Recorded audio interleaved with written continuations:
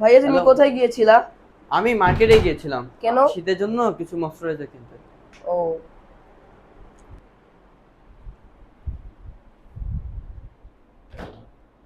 ভাই দেখি আমার জন্য তুমি কি এনেছো।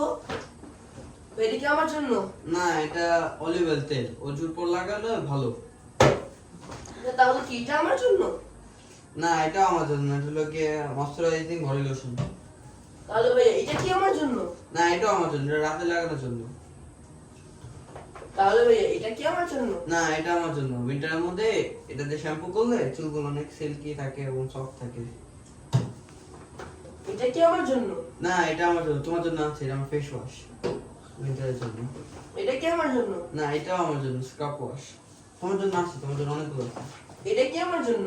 না, এটাও আমার জন্য, উইন্টারে ফেসে ডার্ক সার্কেলস হয়ে যায়, এটা সানস্ক্রিন ভালো উইন্টারের জন্য।